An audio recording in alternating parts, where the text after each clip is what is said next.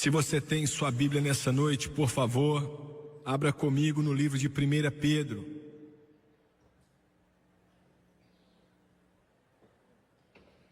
O livro de 1 Pedro, capítulo 4. 1 Pedro, capítulo 4. Palavras poderosas. Palavras que são fortes. 1 Pedro capítulo 4, versículo 17, diz: porque já é tempo que comece o julgamento pela casa de Deus. E se primeiro começa por nós, qual será o fim daqueles que são desobedientes ao Evangelho de Deus? Qual será o fim daqueles que são desobedientes ao Evangelho de Deus? As palavras que saíram dos lábios de Simão Pedro, entregues a ele pelo Espírito Santo. Vou usar como meu tópico nessa noite, qual deverá ser o fim. E para todos vocês assistindo pela televisão, essa é uma pergunta que você tem que pensar sobre ela sobriamente. Qual será o fim? Abaixe sua cabeça, por favor. Pai Celestial, enquanto estou aqui nessa noite, não faço isso na minha própria habilidade. Mas, ó Deus, eu faço isso na unção e na autoridade do Espírito Santo. E eu entendo a significância. Eu entendo, ó querido Deus, a falta de tempo do momento atual. Sabendo que tua palavra não vai e não pode voltar para ti vazia. Deus, me unge para pregar.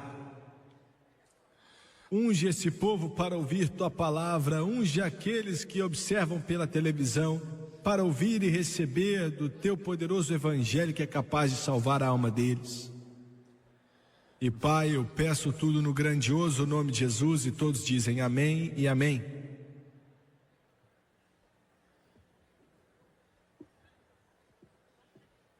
Meia-noite, algumas semanas atrás, na cidade de Nairobi, no continente africano, eu, com o nosso time da televisão, pegamos um avião 747 de Nairobi para ir a Londres, depois para Nova York, depois para Atlanta e depois Baton Rouge. Tínhamos terminado de gravar o especial na África Oriental, que mostraríamos algumas semanas depois. Quando chegamos em Londres, descobrimos que os computadores em Nairobi, de alguma forma, tinham apagado nossas reservas saindo de Londres. E infelizmente não tínhamos reserva para sair dali. O pessoal da companhia aérea começou a trabalhar ali imediatamente. Através de sua eficiência, conseguiram assentos para nós no Concorde britânico, o grande avião britânico que voa a quase 1.400 milhas por hora, o único que existe assim no mundo. E enquanto saíamos do aeroporto de Londres, e rapidamente fomos subindo, virei para o Senhor a meu lado e em meio à conversa ele mencionou que era empregado de uma das grandes companhias de petróleo da América e tinha acabado de sair de um dos países do Oriente Médio para trabalhar ali com o seu programa de desenvolvimento de petróleo. Estávamos discutindo isso. E um pouco depois, em meio à conversa, perguntei a ele se ele era cristão, se conhecia o Senhor. Ele era um senhor assim mais velho do que eu, com 60 e poucos anos, de uma aparência distinta, conhecia muita coisa em relação à sua área, o trabalho que ele tinha. Ele deixou de olhar para mim, na verdade abaixou o rosto, colocou o dedo em seu queixo e ficou calado um tempo. Quando ele não respondeu, eu meio que quebrei a vergonha e falei: Senhor, você conhece a Deus? A resposta dele não foi sarcástica, a resposta dele foi educada. Ele virou para mim e falou: reverendo, eu honestamente não posso dizer que conheço, eu não sei se existe um Deus. E ele disse: eu acho que eu deitei na cama por horas e horas, várias semanas, pensando nessa pergunta que você me fez agora. E ele disse: eu sei que estou envelhecendo, meu cabelo está branco e o que existe eu estou para encontrar. Até mesmo por fora eu só tenho mais uns anos de sobra. E ele falou, falando mais consigo mesmo do que comigo, eu acho, ele disse: eu tenho feito essa pergunta e feito essa pergunta para mim mesmo, se é que existe um Deus, e quem é Deus? Como Ele é? E é claro que eu tive a oportunidade de, uma terminologia simples, poder dizer a Ele sobre esse grandioso Deus da glória. Mas eu tenho que fazer a mesma pergunta nessa noite, é uma pergunta profunda: quem é Deus? Enquanto contemplava, pensava, orava, buscava a Deus a respeito do culto dessa noite, essa pergunta sempre aparecia em minha mente, a pergunta que está em minha passagem: qual será o fim daqueles que não obedecem o Evangelho de Deus? E quem é Deus? Quem sou eu para responder uma pergunta assim? Que homem é capaz de compreender a grandeza e a glória de um Deus poderoso? Acho que a palavra é um termo genérico, né? Relativo, na mente de muita gente. E há muito tempo atrás, um faraó considerava que ele era Deus. Nabucodonosor se considerou ser Deus. O próprio nome Nabal era o nome dado aos grandes reis daqueles impérios. Os Césares se consideravam como deuses. Por isso houve o grande conflito entre a igreja, entre Cristo e entre César. Na Índia, eles dizem que possivelmente existem 1 trilhão de deuses. Uma grande parte de sua religião é pensar que alguns dos crocodilos e dos ratos e dos répteis, eles são deuses. E a lista é imensa. Mas no cristianismo, quando pensamos em Deus, todos nós temos uma própria concepção de Deus, e muita gente nessa noite, eles têm tudo que é tipo de ideia de Deus, como esse homem que não sabia quem era Deus. Eu já estive ali na Austrália, no centro da cidade, há pouco tempo atrás. Uma multidão estava ali, eles estavam protestando sobre o desemprego, e centenas, milhares de pessoas se juntaram para protestar. Eu não sabia que estavam fazendo aquilo, mas eu estava lá, e um jovem chegou para mim, minha programação passa lá. Eu não sabia quem ele era, ele nunca se apresentou, na verdade nunca falou meu nome, só chegou para mim. A terminologia dele foi chocante, porque ele começou a amaldiçoar a Jesus Cristo na minha cara. Eu viajei o mundo inteiro, já ouvi muitas coisas, você também. Mas existe algo a respeito de uma pessoa criada na imagem de Deus que amaldiçoa a Deus de propósito, sabendo o que estão fazendo. Isso é uma experiência sombria e muito chocante de se ouvir. Surpreende você. Há pouco tempo atrás eu estava na Califórnia e estava ao lado da cama de um homem de 90 anos que estava morrendo. Segurei a mão dele e a pele dele já estava bem clara, ele tremia, olhou para mim com um sorriso no rosto e disse: irmão Swagger, é hora de partir e eu estou pronto. Ele disse: eu quero ver o meu Redentor, eu quero olhar para a face dele, eu mal posso esperar para chegar lá, porque eu sei em quem tenho crido, e estou certo de que é poderoso para guardar o meu depósito até aquele dia. Estive ali, chorei com ele, esse patriarca já de idade do evangelho. Eu sabia que daqui a alguns dias, ele disse, quando você chegar lá, você só conheceu esse homem uma vez, e eu só encontrei com você uma vez, mas temos o mesmo espírito. Ele falou, tem algo sobre nós que se encaixa. E ele diz, quando você passar pela porta das pérolas e você ver sua família, olhe para a direita e eu vou estar ali ao seu lado. Glória a Deus. Mas enquanto eu estava contemplando, essas são as 3 abordagens a Deus hoje. Muita gente no mundo nem sabe quem Ele é. Outros os odeiam. E alguns, glória a Deus, o aceitaram e eles sabem quem Ele é.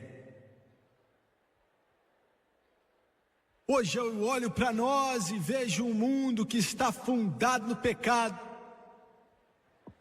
E o mundo de hoje, ele tem uma figura errada de Deus. Satanás conseguiu demonstrar a Deus como algum déspota, algum monarca, um ditador. Semana passada mesmo, eu estava conversando com um homem, amigo desse ministério, um dos homens mais graciosos, homem de negócio. Ele falou, irmão Suega, eu tenho que te falar. Ele disse, a minha mãe morreu quando eu era um garoto com 5, 6 anos de idade. E ele disse, quando ela morreu, eu ouvi algo que me deixou chateada, e eu caminhei com amargura por 35, 37, 40 anos, até que um dia eu te ouvi pregar. Ela falou, Deus levou minha mãe. E eu pensei, se Deus, sabendo o quanto eu amava a minha mãe, levou a minha mãe, tirou ela de mim, eu não queria nada com Deus desse jeito. Eu não tinha o menor desejo de servir nenhum Deus dessa forma, e assim, com amargura no meu coração, eu me rebelei contra aquele Deus por quase 40 anos. Quantos milhões de pessoas hoje vivem da mesma forma? Quantos pela televisão aconteceu uma tragédia? Você viu um caixão, talvez um bebezinho, um garotinho, uma garotinha que você perdeu. Você viu eles fechando o caixão, e você viu o pregador de pé ali e dizer algumas palavras, e talvez dentro de você nunca mencionou para ninguém, mas você deve ter pensado, por que Deus levou o meu filho? Ele deve ser algum tipo de déspota, de monstro. Quantos de vocês já pensaram assim? Quantos de vocês pela televisão, isso está na sua cabeça, talvez você nunca tenha falado, mas você está chateado. Você não vai para a igreja, nunca abre uma Bíblia. Quando você pensa em Deus, em um gosto ácido em sua boca, porque você vê Ele como se fosse um juiz vindo, tentando te destruir, tirando algo da sua vida que para você é muito valioso, não é mesmo? Dentro de você vem a pergunta, de uma forma ainda amarga: que tipo de Deus é esse? Quem queria servi-lo? Você pode não odiá-lo, mas você não o entende, não quer nada a ver com ele. Nós lemos nos jornais catástrofes que acontecem no mundo. Um furacão vem e limpa uma cidade da face do mapa, várias pessoas morrem. Vem um terremoto e faz a terra tremer, os prédios desabam, a terra se abre e engole a humanidade, e os jornais e a mídia diz que é um ato de Deus. Não entenda mal, Deus pode usar a natureza, Ele pode usar os elementos, já usou no passado e Ele pode. Mas eu quero dizer algo nessa noite, e eu quero que você me escute pela televisão, e quero que vocês aqui em Kansas City me escutem também. A minha Bíblia diz, e essa é a história do que Deus realmente é. Essa é a foto de Deus que tenho em minhas mãos nessa noite, sua palavra. E essa Bíblia diz que Deus é amor. Deus não é um monstro, Deus não é um déspota, Deus não é um ditador, Deus não é alguém querendo se aproveitar da humanidade. Deus é amor, Deus é misericórdia, Deus é compaixão, Deus é benignidade, Deus é longanimidade, Deus é amor.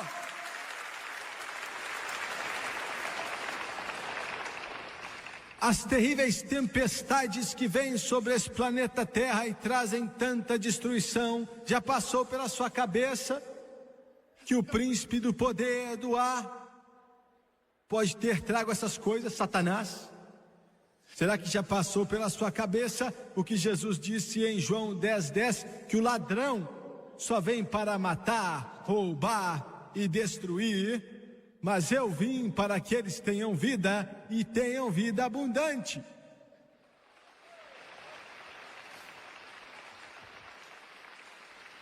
Eu vou chocar alguns de vocês também. Deus não é um Deus de morte.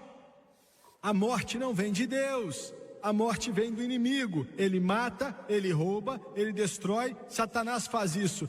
Jesus disse, eu vim para que tenham vida. Então por que as pessoas morrem, irmão Suega? Eles morrem por causa do pecado, por causa da separação de Deus, por causa da queda, por causa do mal. E um dia Jesus Cristo vai voltar para essa terra. E a minha Bíblia diz que o último inimigo que vai ser derrotado vai ser a morte. Inimigo é a morte é um inimigo. Deus odeia o caixão tanto quanto nós. Deus odeia o túmulo no cemitério tanto quanto nós.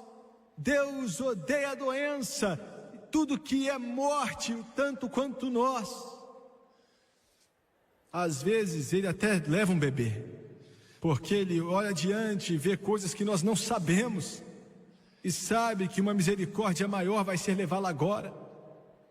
Às vezes Deus realmente leva alguém que amamos antes de acabar a sua vida, porque Ele vê o futuro e Ele sabe o que vai acontecer, mas toda atitude que Ele toma é uma atitude de amor. Ele é o meu Pai Celestial. Quando Ele esteve ali em Sodoma e Gomorra, e Abraão disse que se tiverem apenas 10 justos nessa cidade Sodoma e Gomorra, eu vou ter misericórdia. Deus trata com amor e misericórdia. Se não fosse assim, não haveria uma pessoa viva na terra. Mas a profanidade que vem dos lábios de centenas de milhões, e eles ainda vivem, porque Deus é um Deus de misericórdia.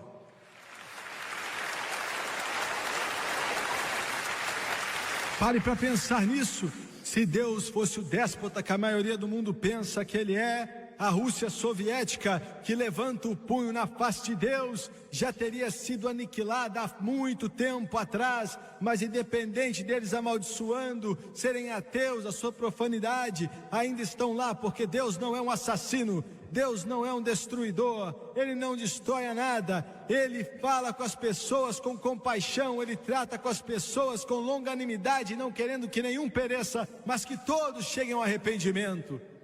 Esse é o tipo de Deus que Ele é. Ele é o meu Pai Celestial. Eu estava em uma grandiosa cidade há um tempo atrás fazendo uma cruzada, e eu fiz algo que geralmente eu faço bastante. Hoje em dia eu não faço mais isso. Eu amo as crianças e eu ia falar para as crianças alguns minutos antes do culto começar, domingo de manhã. Eu acho que eles estavam ali, umas 500 crianças num lugar. Criancinhas assim de 2, 3 anos, rapazes de 5 anos assim, vestidos como se fossem homenzinhos de negócio. E eu tocava o piano, cantava um pouco para eles, e eles conheciam minhas músicas melhor do que eu.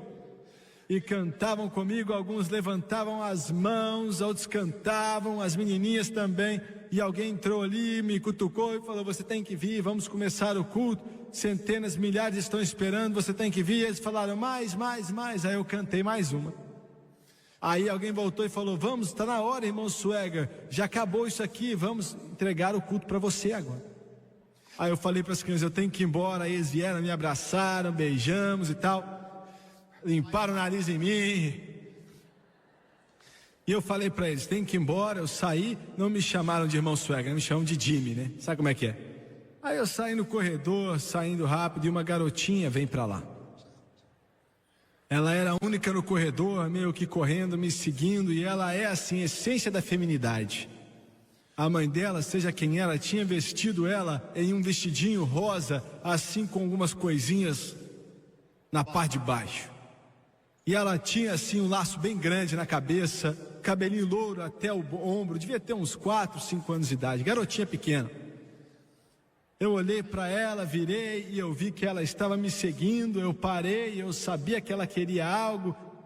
E ela estava com o dedo na boca, estava com vergonha. Ela não queria olhar para mim. Eu falei: queridinha, você quer o irmão Swagger? Ela olhou para mim, não queria falar nada, né? Aí eu meio que sabia o que ela queria. Aí eu abaixei e fiz assim: vem cá. Aí ela esqueceu que era uma garotinha. Ela esqueceu que estava vestida bem, toda arrumadinha e cheia de laço. Ela saiu correndo, pulou nos meus braços, colocou as pernas em volta aqui de mim, me deu um beijo bem alto aqui na bochecha, molhado, e ela falou: eu te amo, irmão Legli.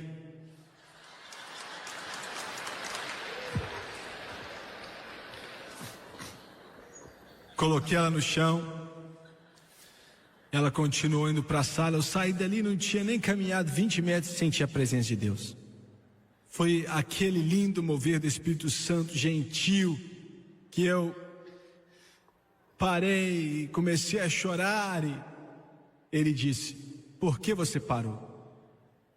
Quando você estava com pressa e até agora estão te falando venha, e a porta estava aberta e eles estavam fazendo assim para mim, o pessoal do culto principal. Eu não sabia o que dizer. E ele disse: você parou porque ela te disse que te amava.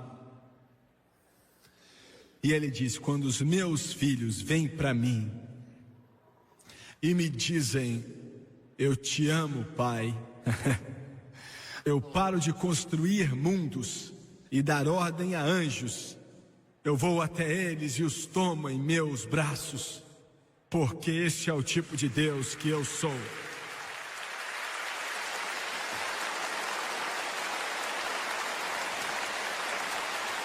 Será que eu comecei a falar? Será que eu comecei a mencionar um pouco, 1 milhão de vezes? Não. Que tipo de mente pode compreender? Que tipo de mente finita pode entender a glória, a magnitude do poderoso Deus? Nós, em nosso estado caído, não podemos nem começar a compreender sua grandeza, sua glória e sua majestade. Mas eu sei que Ele é o meu Pai Celestial. Ele é Deus, Ele não é um assassino, Ele não é um monstro, Ele não é um déspota, destruindo tudo, trazendo caos e catástrofe. Ele é um Pai Celestial de amor, que quer dar vida eterna a você, e Ele quer curar a dor em seu coração, e elevar você acima das trevas e plantar os seus pés em solo firme, e vai ser um amigo que é mais próximo do que um irmão. Ele é a rosa de Saron, o lírio dos vales e a estrela resplandecente da manhã. Qual será o fim daqueles que não obedecem o Evangelho de Deus? O que é esse Evangelho? Eu quero fazer um resumo aqui, bem conciso, de uma forma simples. Toda a história de Deus e do homem se resume em poucas palavras. O homem é a maior e mais linda criação de Deus. Mas ainda assim o homem caiu em Adão. O homem recebeu a dívida da morte por causa da desobediência e do pecado. Deus que é alheio ao pecado, Deus não pode pecar, Deus não pode nem ficar na presença do pecado. Deus que os querubins clamam santo, santo, santo, dia e noite em sua presença, um Deus santo. Olhou para o pobre homem condenado à morte e queimar eternamente no inferno. Enviou o seu Filho Jesus Cristo para salvar a humanidade. Salvar a humanidade da ira do pecado, salvar a humanidade da separação do homem de Deus. Sabe qual é o maior problema hoje? O problema é a separação entre você e Deus. O pecado separa o homem de Deus. Esse é o seu maior problema. Veja bem, você é mais um ser espiritual do que um ser físico. Você é um ser espiritual, criado na imagem de Deus.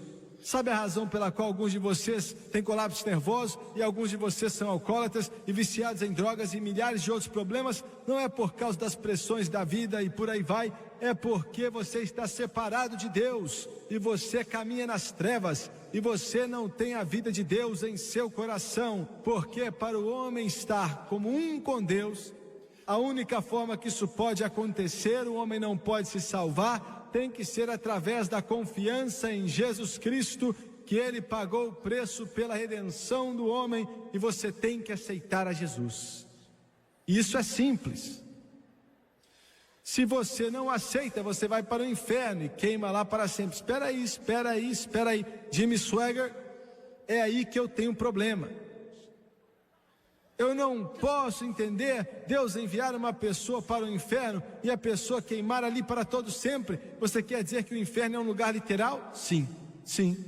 Você quer dizer que o fogo é verdadeiro? Sim, é verdade. Você agora quer acreditar nisso? Eu creio porque essa Bíblia diz. Há um inferno, as chamas são verdadeiras. Deus nunca criou para o homem. Deus criou para o diabo e seus anjos. Se você vai para o inferno, nunca vai acabar. Vai arder para todos sempre. Daqui a 1 bilhão, 1 trilhão, 1 quadrilhão de anos até hoje, desde o tempo que você está ouvindo esse programa, desse momento em diante, 1 trilhão de anos, se você não tiver Deus, você vai estar no inferno. Mas Deus amou tanto o homem que Ele não queria que o homem fosse para lá, não era para o homem ter ido para lá. Mas Deus então envia o seu único filho, Jesus Cristo. Ele amava tanto esse mundo, que enviou o seu Filho para todo aquele que nele crê, não pereça, mas tenha vida eterna. Agora, esse é o Evangelho, isso são boas novas. O Evangelho são boas novas. Eu quero te dizer que são boas novas. Todo pregador deve saber que são boas novas. Eu quero que todo coral cante que são boas novas. Eu quero que todo cristão venha bradar da onde estiver que são boas novas. Eu quero que venhamos a cantar, pois são boas novas. Eu quero que todo filho de Deus venha cantar, venha bradar, venha falar a respeito disso. Não são tristezas que estamos com ela, não, mas são boas novas. Que Jesus Cristo veio para o mundo para salvar os pecadores. Eu me alegro com isso. Tem algo em meu coração que flui quando eu começo a falar a respeito disso. Eu fico maravilhado, eu acho que fico. Eu não estou falando do que vem das bolsas de valores, ou quem ganhou o último jogo, ou quem vai ganhar o campeonato, ou quão alto está os juros. Eu estou falando das boas novas do Evangelho. Os bêbados podem ficar sóbrios, a prostituta pode ficar santa, as casas que estão quebradas podem ser felizes outra vez, e o pecador pode vir a Jesus. São boas novas. E eles nos criticam porque bradamos. Não é normal bradar quando se ouve boas novas? Não é não? Não é não? É anormal fazer isso? Não. Você chora com notícias ruins. Você tem o semblante de quem está triste quando as notícias são ruins. Mas quando alguém chega para você e fala: olha, você não tem que morrer, você não tem que ir para o inferno, você não tem que arder lá para sempre, há um lugar chamado céu, você pode ir para lá, e você pode caminhar nas ruas de ouro, entrar em portas de pérola, viver em uma mansão para todo sempre, estar na presença de anjos, e o Espírito Santo viver em seu coração e em sua vida. Escuta aqui, são boas novas, são boas novas, são boas novas.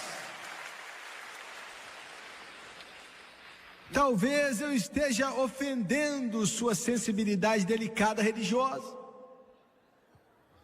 Talvez eu seja meio que forte para alguns de vocês que estão escutando pregadores mortos, pregando sermões mortos para congregações mortas. Talvez.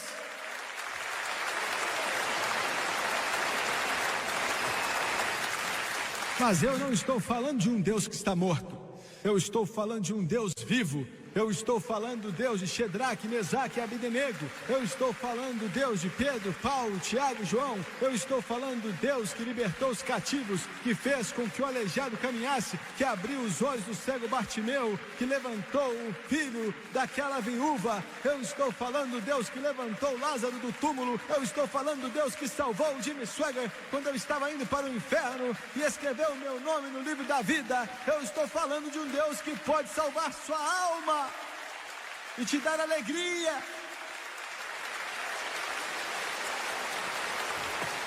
Se eu te ofendo, me desculpa. Se eu deixo você chateado, desculpa. Eu vou me acalmar daqui a alguns milhões de anos, quem sabe.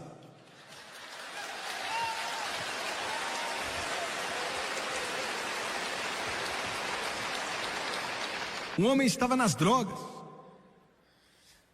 e ele estava possesso pelo demônio. Estava trancado em uma jaula ali em meio à sua sujeira, gritando, querendo drogas, uma garrafa de licor. Cada dia uma mulher coloca uma coleira no seu pescoço e ele sai da jaula ajoelhando de quatro e late como um cachorro. O cabelo dele está longo, sua face coberta com barba e ele está todo sujo. As roupas deles assim estão muito sujas.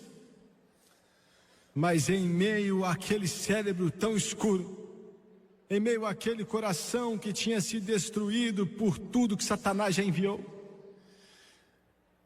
John Newton ouviu falar de Jesus. Clamou: me aceite, por favor. E Jesus chegou e buscou aquele homem. E John Newton escreveu a canção: maravilhosa graça, quão doce é o som que salvou um pecador como eu. Estive perdido, agora fui achado, fui cego, agora posso ver. Isso são boas novas, boas novas. Um homem se levanta em uma ponte ao lado do rio Siena, em Paris, na França. Ele coloca uma arma na sua cabeça, mas não tem coragem de puxar o gatilho. Ele coloca um copo de veneno nos lábios, mas ele começa a tremer, ele não consegue, não tem coragem de engolir aquilo. Ele tenta se lançar naquelas águas abaixo dos seus pés, mas ele estava desesperado e ele não consegue, graças a Deus.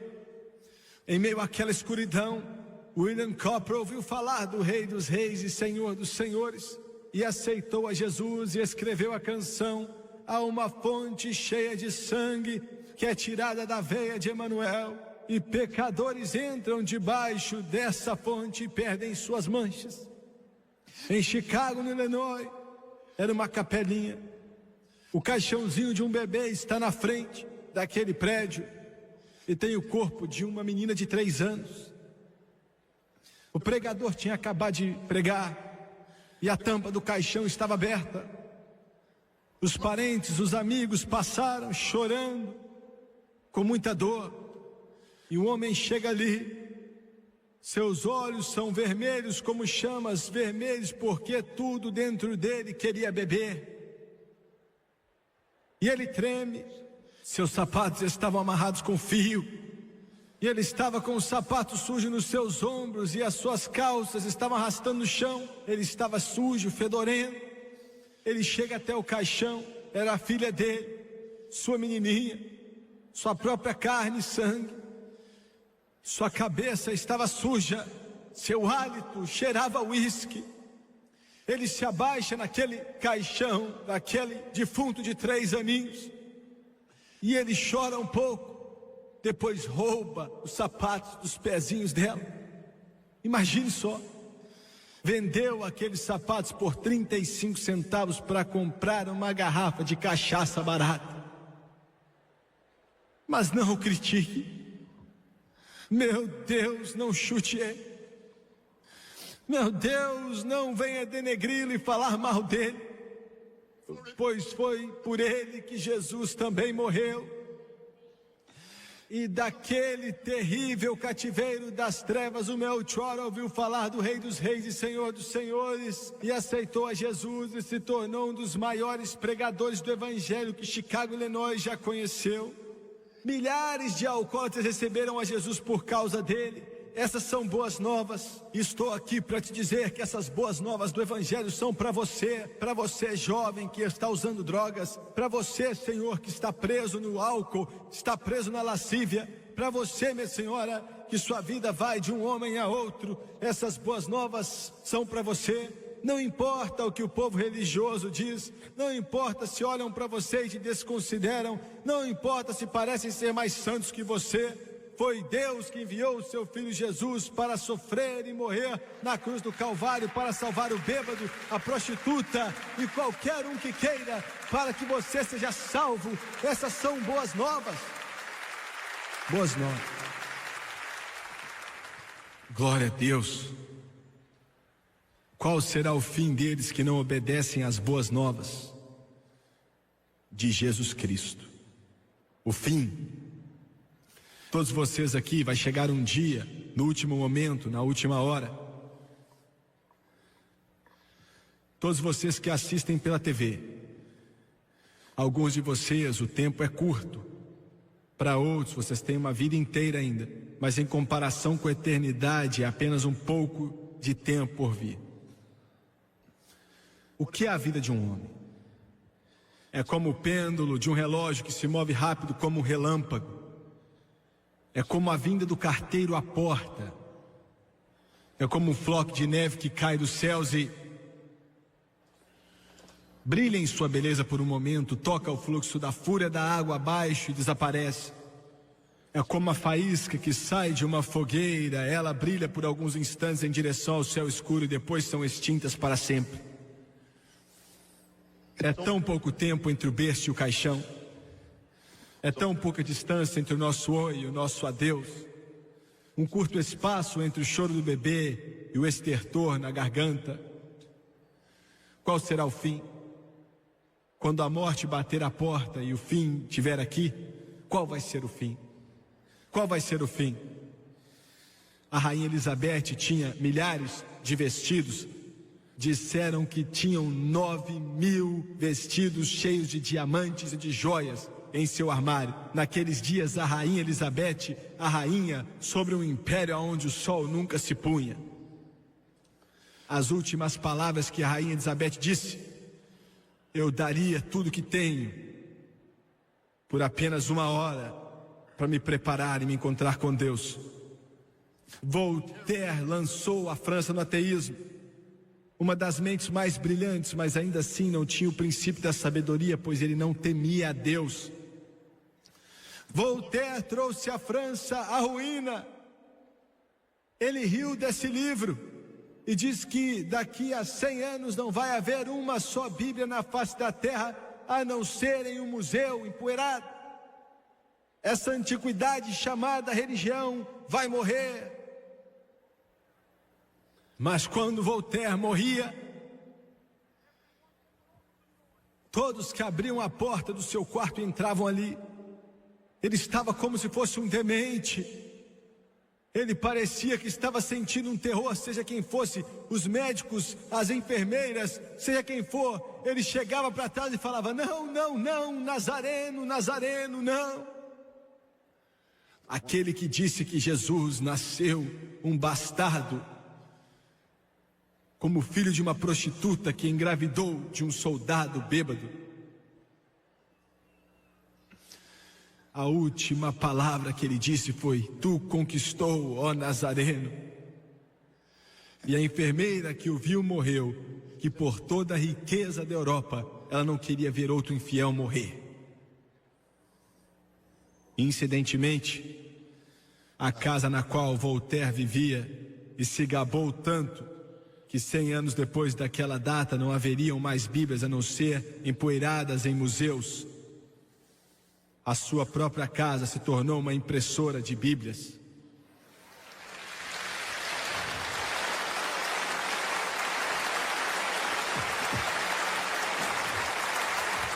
O que vai acontecer quando chegar essa hora? Será que uma banda de anjos vai te receber em casa?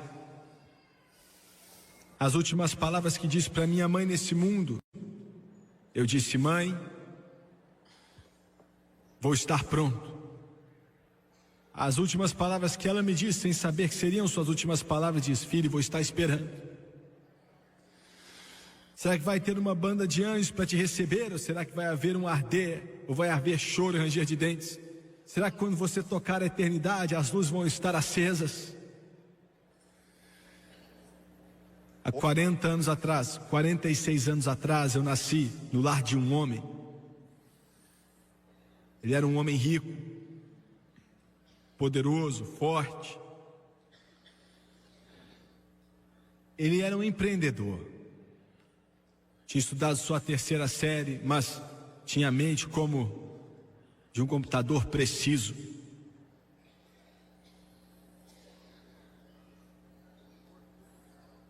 Ele valia milhões de dólares quando morreu e tinha várias casas em seu nome. E tinha milhares de acres de terra. Torres de aço jorrando petróleo apareceram como raízes crescendo na direção oposta daquela terra. Quando eu era um garotinho, eu vi ele sentado no culto, cabelo branquinho, desde que eu conhecia. E eu amava. Se não fosse por ele, minha mãe e sua irmã, que era a esposa dele. Minha mãe falava que quando eu era garoto, eu nunca esqueci como foi que a família dela, pobre, o pai dela, o meu avô, trabalhava na lavoura. Nunca teve um lar, nunca teve um carro, lutando para colocar comida na mesa e a maioria das vezes se levantando da mesa faminto. E ele dava à minha mãe 10 centavos. Quando ela ia para a escola e comprava comida com aqueles 10 centavos e me dizia, quando criança, que se não fosse por ele, eu não sei o que teria acontecido conosco. E eu amava.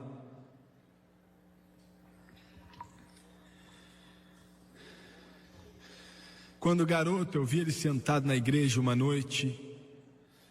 Eu vi aquela cabecinha branca cair e vi o Espírito Santo, a convicção, vindo sobre a alma dele. E não há nada mais santo do que quando um homem está entre a eternidade do céu ou no inferno. E Deus, o Espírito Santo, através daquele fluir, toca a alma eterna. E o meu tio tremeu, ficou com medo e chorou. O pregador naquela noite pregou sobre o inferno. E Deus falou ao meu tio. E ele não respondeu. No dia seguinte, a minha mãe estava na casa dele. E ele disse para ela: ontem à noite, minha irmã, depois daquele culto, eu tive um sonho. Eu vi o inferno. Eu me vi naquilo. E eu ouvi os gritos dos milhares. Eu ouvi o ranger de dente. Eu vi. A minha mãe sempre foi uma mulher que uma grande sensibilidade para com Deus. E ele a amava como se ela fosse filha dele. Ela chamou o nome dele e perguntou: por que você não entrega o coração para Jesus? E o meu tio abaixou a cabeça. E a resposta dele para ela foi: não tem como. Eu faço dinheiro demais e não posso dar o dízimo. Seria dinheiro demais. Eu estava em Atlanta, na Geórgia, eu acho que isso faz 12, 14 anos atrás. O telefone tocou, minha irmã ligou e falou: Jimmy, falou o nome dele, falou: está morrendo. O médico disse que ele não vai sobreviver. Ele tinha 80 e poucos anos na época. Tinha vivido bastante. E os médicos falaram que ele só tinha mais um dia de vida. Eu fiquei muito chateado, mas o homem tem que morrer. Ele tinha 84, eu acho que era isso.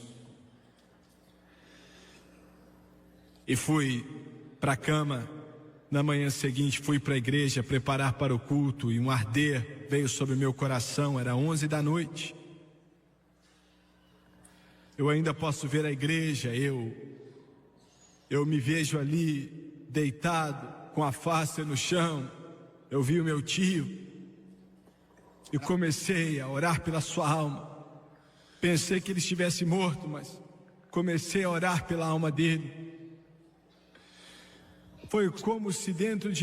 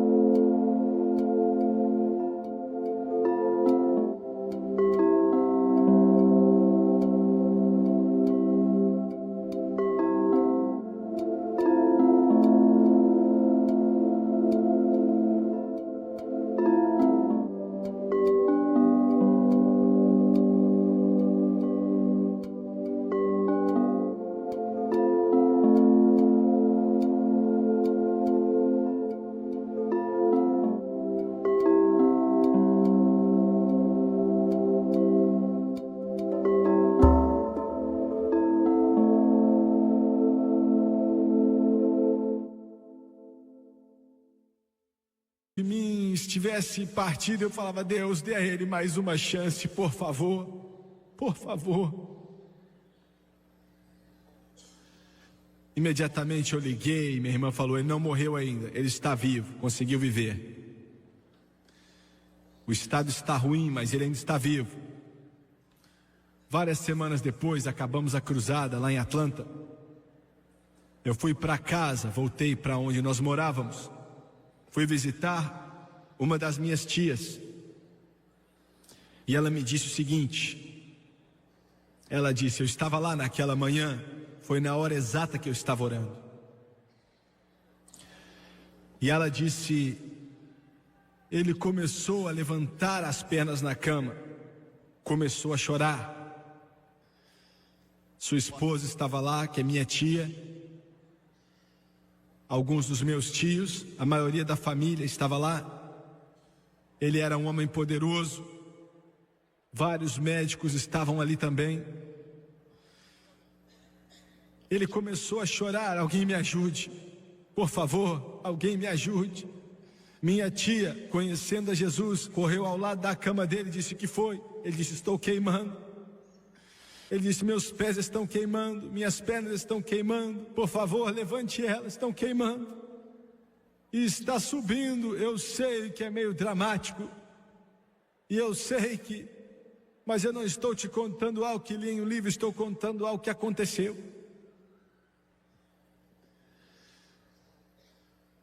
Ligaram para os médicos, as enfermeiras, e elas chegaram e não sabiam o que fazer. E a minha tia se ajoelhou, começou a clamar a Deus. A mãe do Jerry Lewis começou a clamar: meu Deus, tem misericórdia, dê a ele mais uma oportunidade, tem misericórdia dele. E de repente saiu.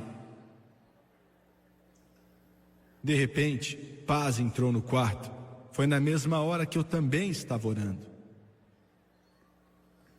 Eu passei na casa dele para visitá-lo, ele já tinha saído do hospital. Eu entrei ali e ele estava em uma cadeira de rodas. Fiquei do lado daquela cadeira de rodas e como eu amava aquele homem. Segurei as mãos dele, ele, como eu disse, acho que tinha 84 anos. E eu disse: você me conhece? Ele levantou aquela cabecinha branca e disse: sim, te conheço, você é o pregador. Eu te conheço, sim. Conversei alguns instantes por ele, dava para ver que ele estava fraco, e disse: olha, estou indo embora e quero orar por você antes de ir embora. Eu sabia em meu espírito que era a hora. Segurei as mãos dele na minha e falei o nome dele, disse: me falaram que chegou bem perto outro dia, não foi? Ele abaixou a cabeça falando que sim. E eu falei: me falaram que você aceitou a Jesus como seu Salvador.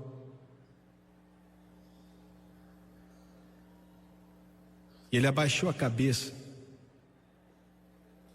com a voz baixa, mas deu para entender muito bem.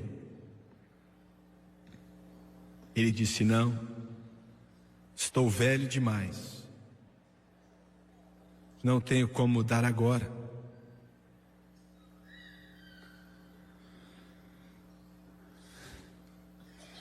Eu abri minha boca e o Espírito Santo disse: não diga mais nada. Alguns podem não acreditar, mas estou te dizendo a verdade. Eu senti um vento frio soprar naquele quarto. Foi tão frio, e ainda que fosse em agosto, em meio a uma temperatura muito alta, eu tremi. E sabia que era Deus dizendo: já era, acabou. Saí dali e nunca mais o vi. Me ligaram alguns meses depois e disseram: ele se foi. Ajudei a carregar o caixão dele e o enterraram ao lado da minha mãe. Era ali que ele queria ser enterrado. Eu não sei.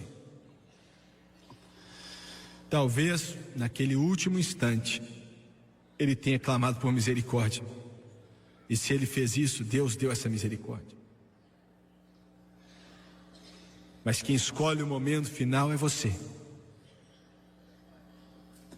Nessa última hora, qual será o fim daqueles que não obedecem o Evangelho de Deus? Abaixe sua cabeça, por favor.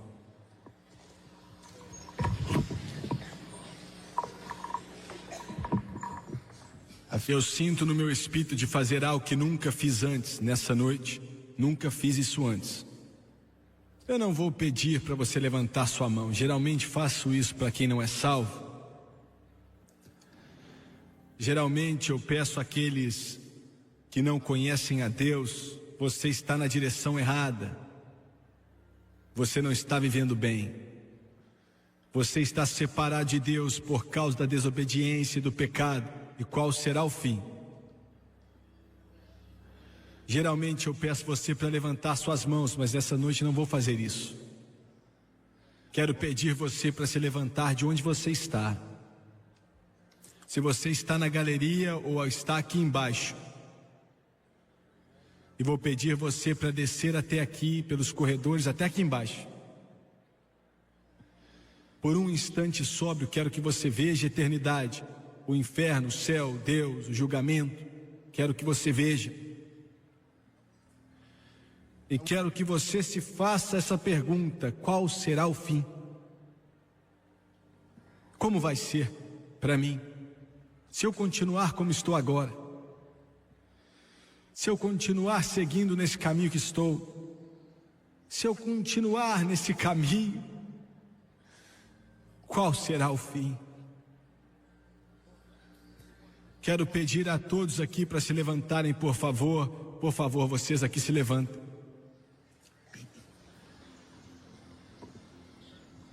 Me escute com atenção, por favor. Eu não quero que ninguém vá embora, a não ser que você tenha que ir. Espere rapidamente.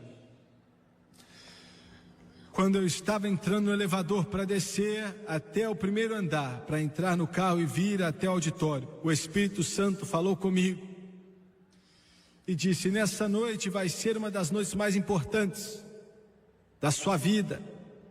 Pela televisão eu vou tocar milhões. E o mesmo Espírito que está nesse grandioso auditório em Kansas City está naquele televisor aí na sua sala, aí no seu quarto de hotel, onde quer que você esteja hoje. E o mesmo Deus que fala com eles aqui também fala com você. Daqui a pouco vão cantar. E eu quero que toda mãe nesse prédio traga seus filhos aqui. Eu quero que todo pai traga sua filha para cá. Eu quero que toda esposa traga seu esposo para cá. Todo esposo traga sua esposa que não é salva para cá. Todo filho, filha, traga o seu pai que não é salvo. Todo cristão traga o seu amigo, o seu vizinho que está aí. Coloque a mão no ombro dele e traga-o para cá. Os próximos 5 minutos serão os mais importantes da sua vida. O Espírito Santo de Deus vai tocar sua vida com misericórdia, amor e compaixão. Das arquibancadas, da galeria, de onde for, pela TV, Ele toca você. Você escolhe. É o céu ou o inferno. Não há nada entre os dois.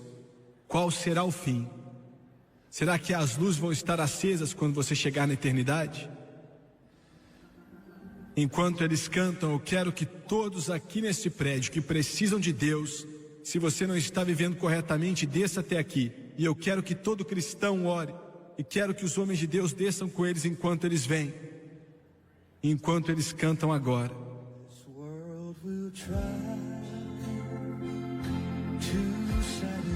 Step on out right now. What shall the end be? What shall the end be?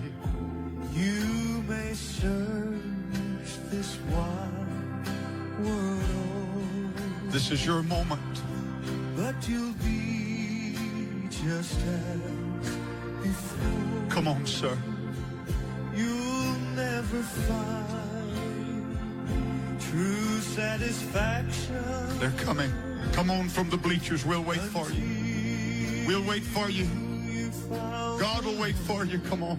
Husband, come with your wife. Wife, come with your husband. Only Jesus. can satisfy your soul. What shall the end be? Only Jesus can satisfy your soul. Come on right now. And only He can change your life and make you whole. Oh, Lamb of God. He'll give you peace you never knew, sweet love and joy. I want every Christian to slip up your hands and seek God right now. Others are still coming. Walk on down these aisles right now. Only Jesus can satisfy. Praise the name of Jesus. Glory be to God. Hallelujah to the Lamb. Praise the holy name of Jesus. Thank you, Jesus.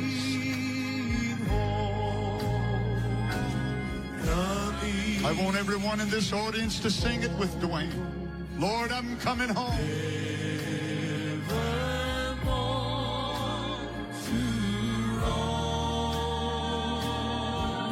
Come on right now as the Spirit of God moves. Thine arms of love, Lord, I'm coming home. Sing it again. Sing it again. Coming home, Thank you, Jesus. coming home,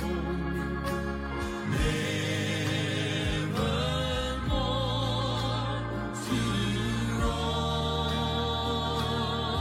They're still coming. They're still coming. Keep believing God.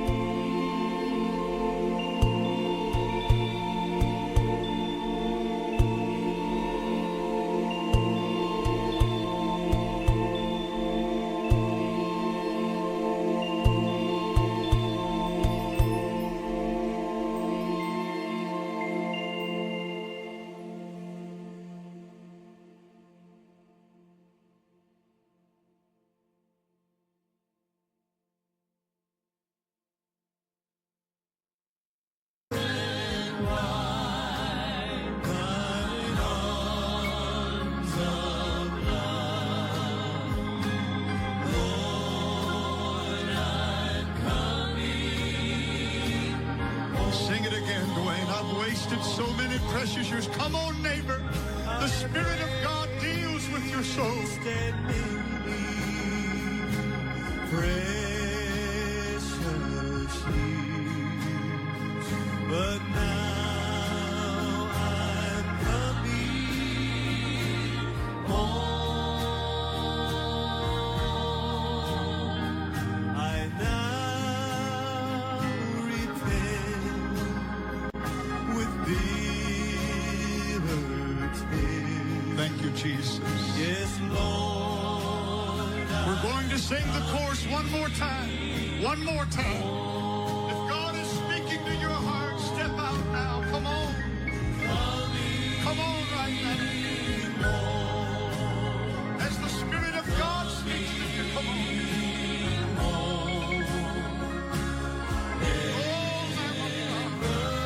Oh, precious Lamb of God. Precious Jesus.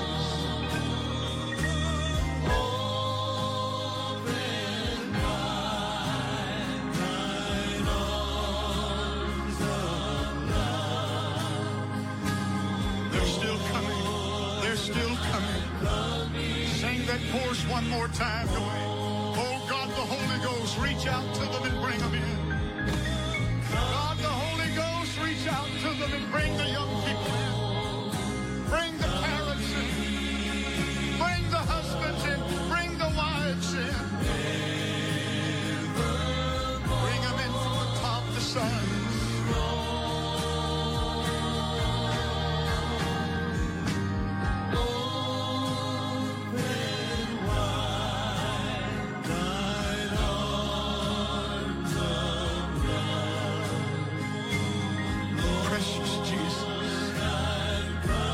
Precious Jesus.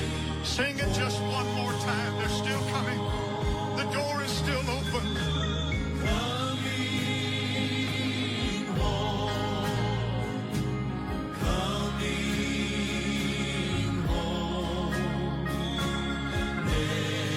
Evermore to run.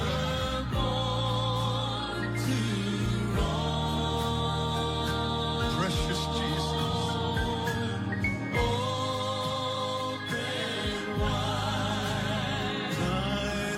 Precious arms of love. For Lord, I'm coming. Sing one verse of Amazing Grace. Just one verse of Amazing Grace. Amazing. Won't you come? Won't you come? How sweet the sound. Won't you come? That saved the wretch like me.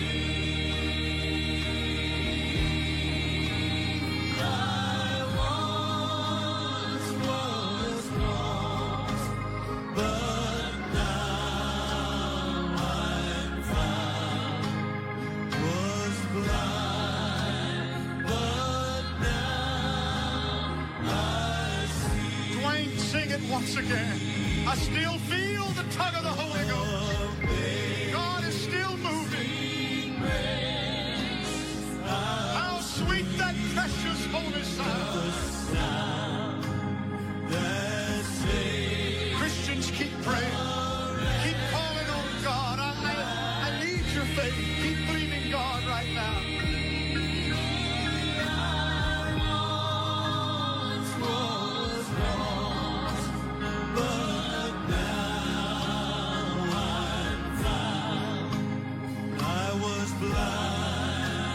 But now they're still coming. They're still coming when we've been there for 10,000 years.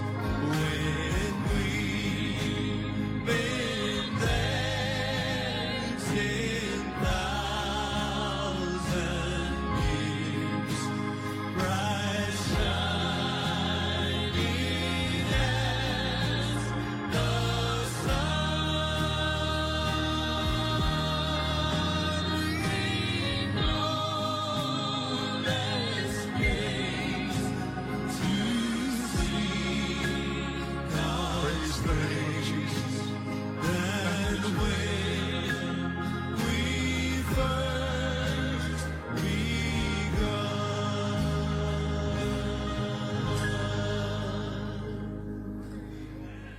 Eu quero que você olhe para o irmão Swagger por alguns instantes, por favor. Quero que você olhe para mim e quero até os conselheiros agora olhem para mim por alguns instantes também. A maior coisa que pode acontecer com o ser humano está para acontecer com você nessa noite. Você está para nascer de novo. O que vai acontecer nessa noite em seu coração, se você acredita no Senhor, daqui a trilhões de anos você vai estar contando isso para anjos. Você vai dizer: eu estava lá quando aconteceu, e eu posso dizer muito bem. Aleluia. Daqui a alguns instantes, todo pecado que você já cometeu vai ser lavado. Jesus vai escrever seu nome no livro da vida do Cordeiro.